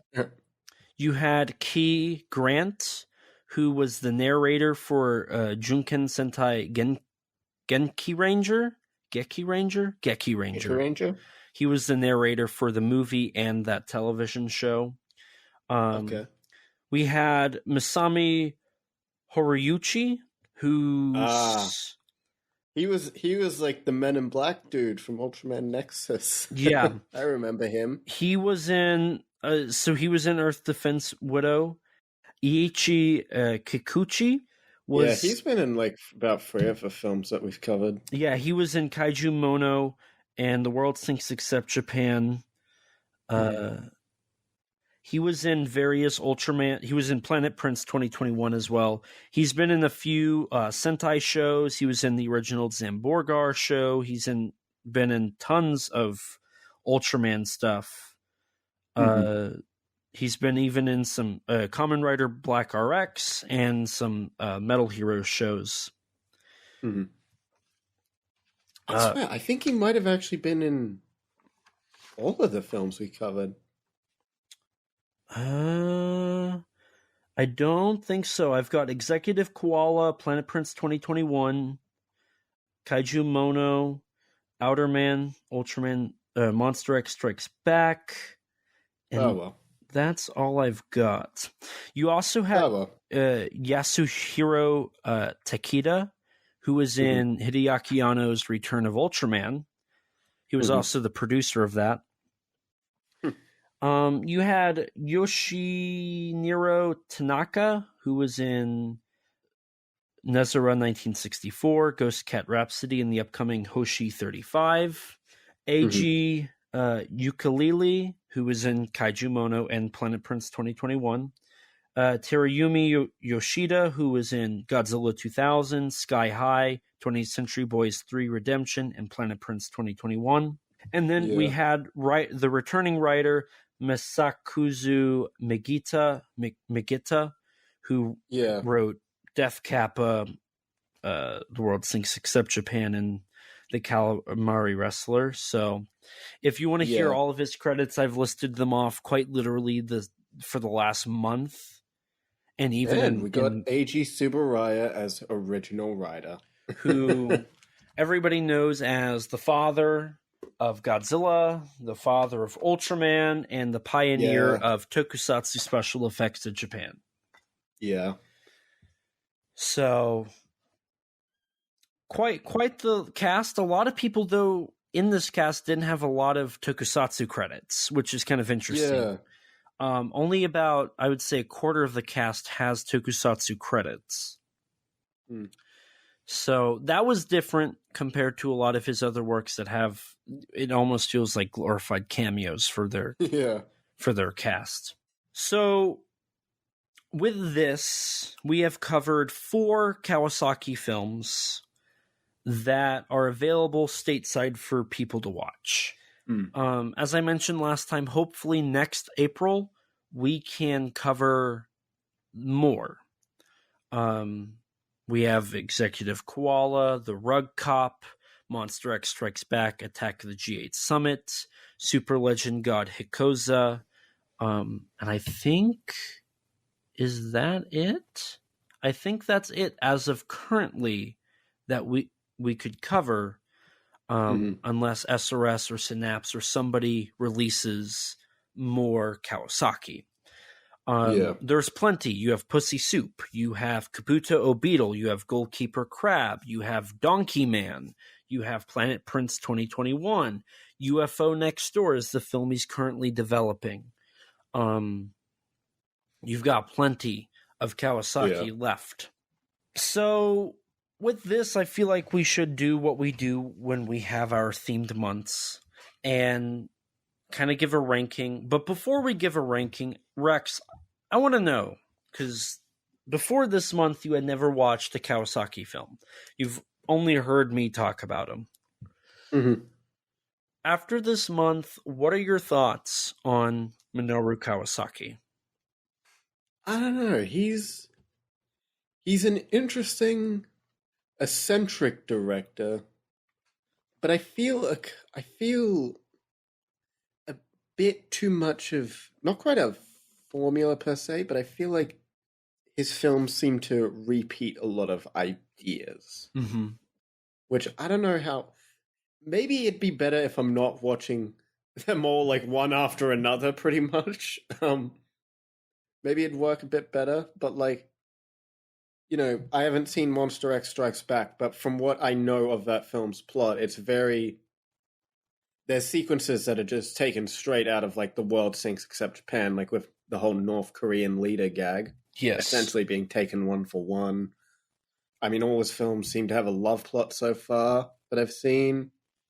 The monsters in Monster Seafood Wars, it seem to essentially be based on, in design-wise, based on like Calamari Wrestler, titular character, the Squid Man from Calamari Wrestler, and Canilla, I think, looks to be made in the style of his Goalkeeper Crab character. So,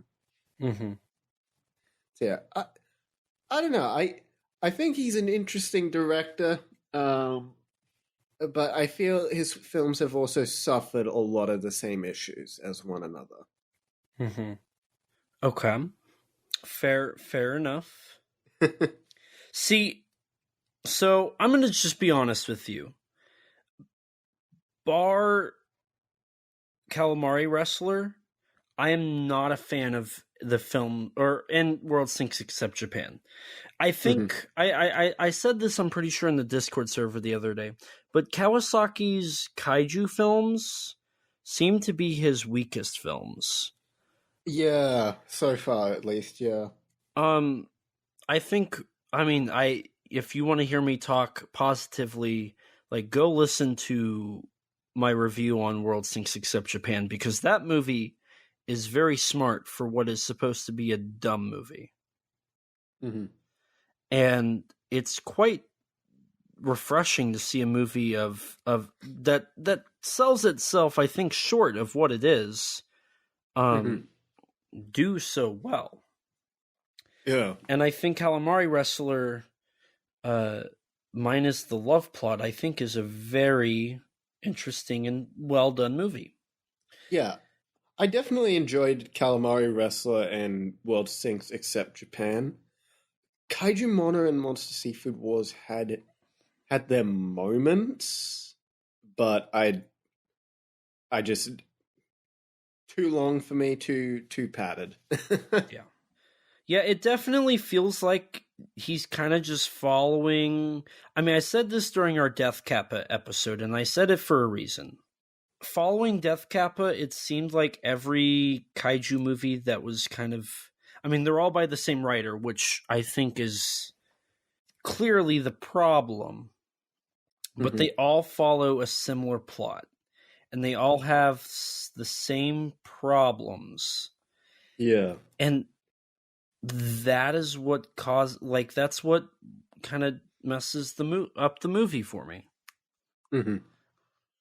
There's one title that we could have covered that we didn't, that I very much think is well done. I'm not going to reveal it just because if we do another Kawasaki month, I want that one to be. Wow, you're gonna leave me in the dark like this. I will. Wow. I will. Wow. Okay, man. Whatever. But I think Kawasaki has great ideas. Yeah. He is undoubtedly one of the most Japanese directors you could have. Mm-hmm. He has insane ideas, and he embraces those ideas, and even if they're goofy, he works with it. The problem is Kawasaki is not a kaiju director, to me. Kawasaki is a kaijin director. Mm-hmm. He could do some crazy stuff, and I'm happy in recent years he's been adapting Henshin. He did Moonlight Mask, he did Planet Prince, and it kind of felt like he did like a Kamen Rider Kakaida with Super Legend God Hikoza. Mm-hmm. That being said, I think Super Legend God Hikoza's a pretty weak film. I want Kawasaki to do more of the goofy stuff that's not kaiju. Mm-hmm. Because I think with Death Kappa, which wasn't even a Kawasaki film, you hit basically everything you needed for a parody of kaiju films. And since then, everything just becomes repetitive. Mm. Which is why I think I find issue with Kaiju Mono and Monster Seafood Wars.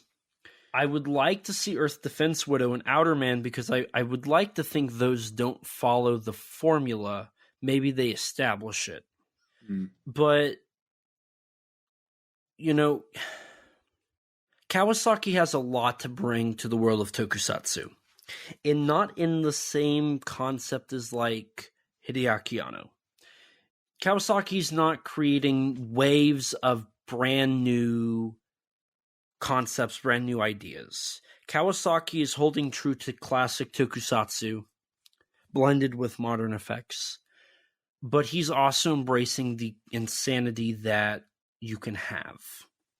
The fact you have a movie about a tanuki that's the president of a company is like, you wouldn't expect that, but that's what he does. He does that. Mm-hmm. And he has fun. And at least you can see that in his movies. He has fun. Oh, yeah. And that is something that I think some people have lost sight of, is having fun with movies, whether you're making them or watching them. And if you're not looking at them, because we've been looking at them very critically. But if you just look at them as like a summer afternoon watch, I think they do what they're supposed to do. Yeah, and I think they would work better with time apart from each other rather than watching in like a marathon, personally. Mm-hmm. If you watch them together, you see Kawasaki-isms. Mm-hmm.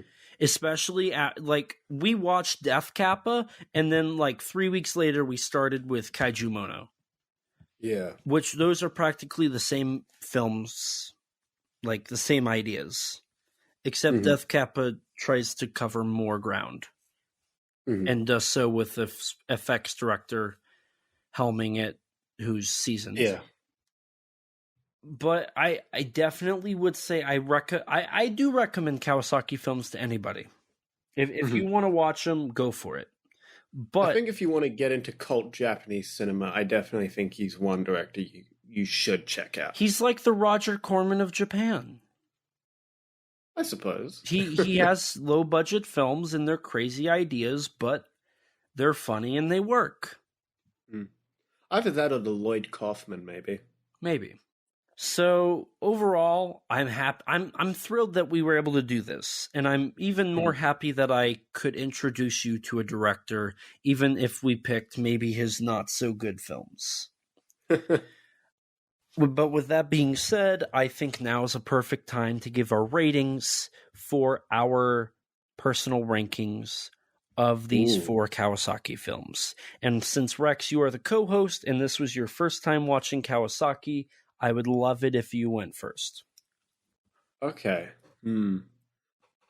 See, I feel it's close between Monster Seafood Wars and Kaiju Mono. But maybe it's just maybe it helps that I saw Kaiju Mono first, but I think I'm going to put Monster Seafood Wars at the bottom, so number 4. Kaiju Mono at 3. And then probably World's Things Except Japan at number 2. Calamari Wrestler at number 1. Do you want to explain that a little bit? So, World's Things Except Japan, I think, is the most interesting to talk about out of the 4 films. Kaiju Mono, I think, is almost okay. I think it's almost okay. It's just too long, not funny enough. Trying too hard to be funny. Calamari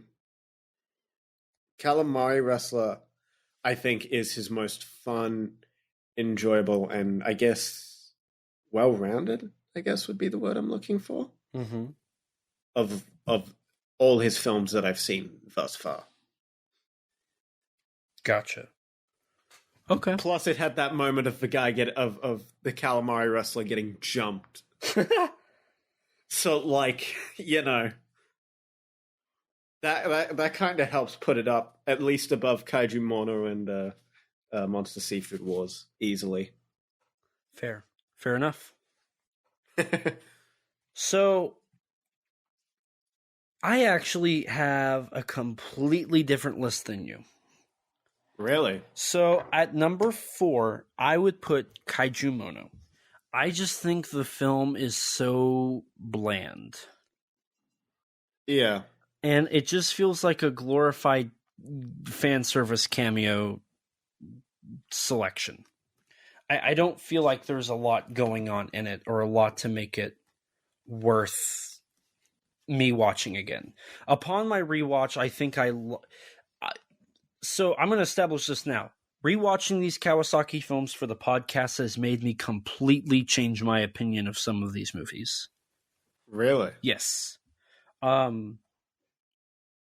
Initially, I was like, yeah, these are all pretty good. But now I going back and watching them, I'm like, oh, yeah, that's not good. That's better than I thought, and that's kind of not good. Yeah, Kaiju Mono it was so bland and unfunny, and I just sat there and I don't know, I think I was bored. I think I was bored with it. Yeah. And for a film that looks more professional than the rest, it's kind of hard to give it that, well, it's an independent film kind of throwaway, because it looks the most professional. Yeah. It looks the most professional. But following that, I would put Monster Seafood Wars at number 3. I think the film has a lot. I like the reference. Jumbo Cook. Like, I love Jumbo Cook. I don't know why. He's so stupid. I would like him more if he wasn't shown on a green screen. I agree with that. It's just something about him. It's just like that design.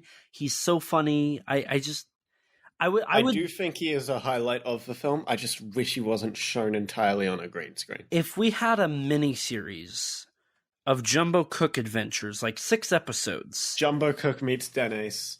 I would love it. I would love that. Like, I think that stuff is great. I think Jumbo Cook is a great character, and him alone makes me like Monster Seafood Wars. Mm-hmm. When I watched the movie the first time, I was just I was so surprised. I was just flabbergasted that this giant cook named Jumbo Cook, that's a robot that looks like the giant robo, just appeared. I was like, what? I was so surprised, but I was like, I'm here for it. It's kind of like your calamari wrestler jumped moment. Like, seeing Jumbo Cook for the first time just threw me off so much that I loved it. It was perfect. Yeah. Coming in at number 2, I would put The Calamari Wrestler. I think that is a class. I mean, it's Kawasaki's first theatrical film. And I think he did a great job. I think it's a solid film. Like, the budget doesn't show. It has an interesting story. And I enjoyed it. And it's different enough from the rest of his work that it feels more serious than a comedy. And I appreciate that. And coming in at number 1, which this was the thing that I was shocked by the most, The World Sinks Except Japan. Until we did the podcast episode, it probably would be 3 or 2. My initial, like, before the podcast, I probably would have done Calamari Wrestler, Kaiju Mono, Monster Seafood Wars, World Sinks Except Japan. But upon rewatching World Sinks Except Japan, I discovered that film has so much of a voice and so much thought put in that I appreciate the film more than any other that's been put out. It just was so interesting. And the themes and the thoughts that it covered it was a welcomed film. I am so happy I got to rewatch that film and I put on my knowledge cap and my thinking cap and I got to understand that movie better. So my opinions of Kawasaki have changed greatly. For the better, I would say, as well. And I can't wait till we cover the rest of his filmography, because maybe I'll have the same awakening, the same like rediscovery of some of these films. Yeah. And that's why I would recommend people, if you haven't already watched these films, if you like kaiju, watch his other stuff. Watch Kawasaki's filmography. It's not hard to get them for the most part.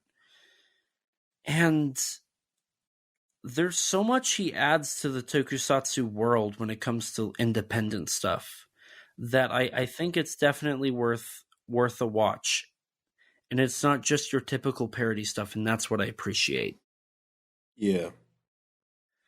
Well, with that, we have concluded Kawasaki Month. A huge thanks to everybody who has stuck it out with us to watch these films and listen to us talk about them.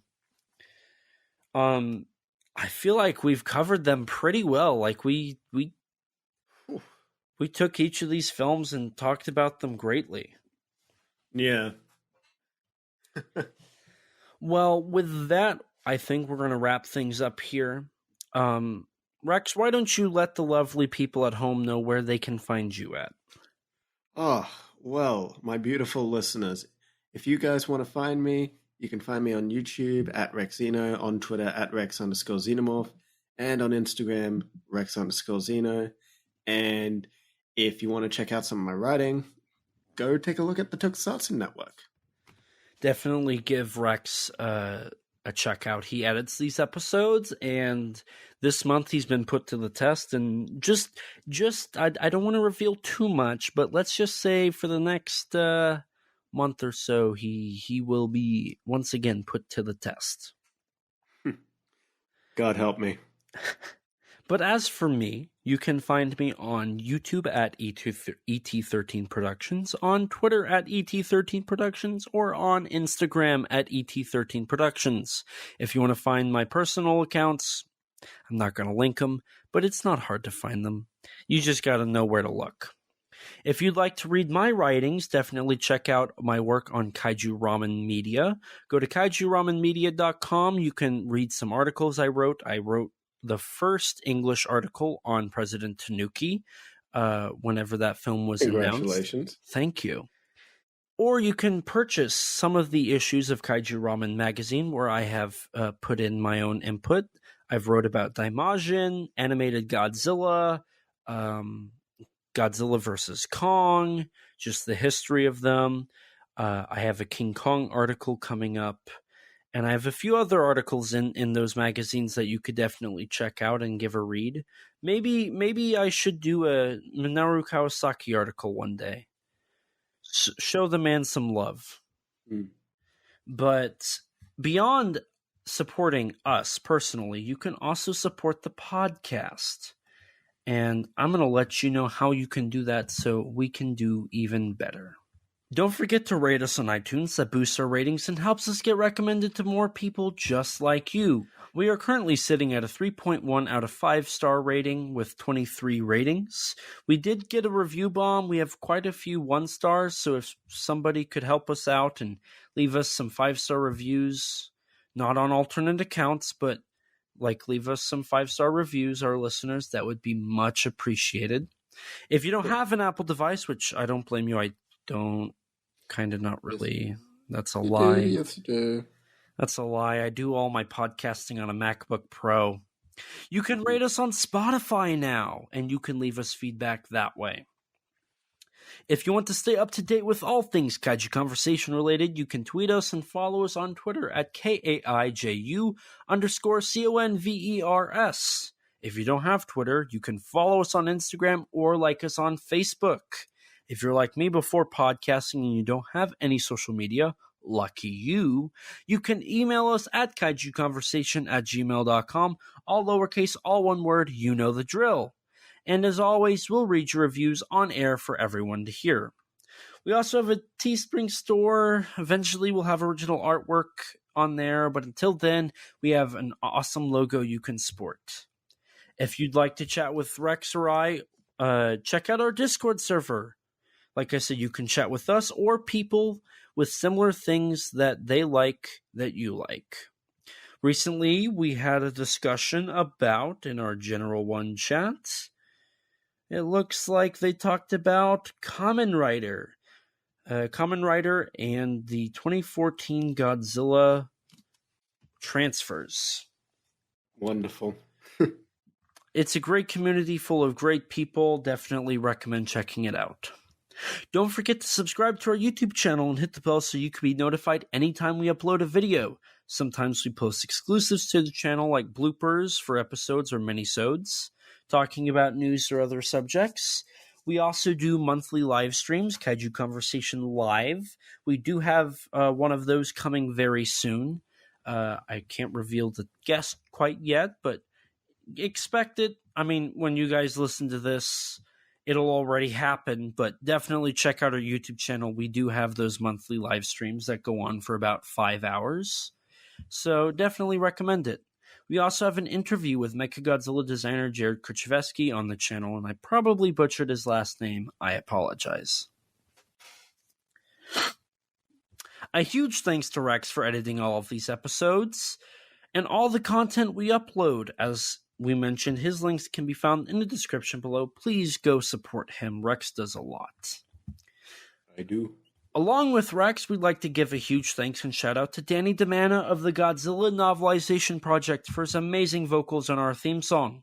You can support him by following him on Twitter at Danzilla93_GNP or visit his website, GodzillaNovelizationProject.com.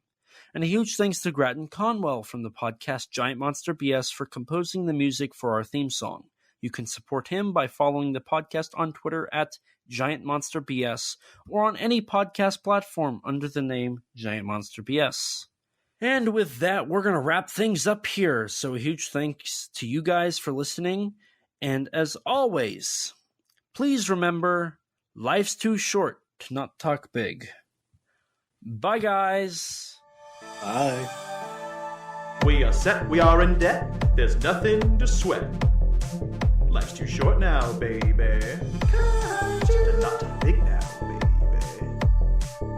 Conversation. His name's Elijah, baby. And also Rex now, baby. We love those kaiju, baby. And you will too now.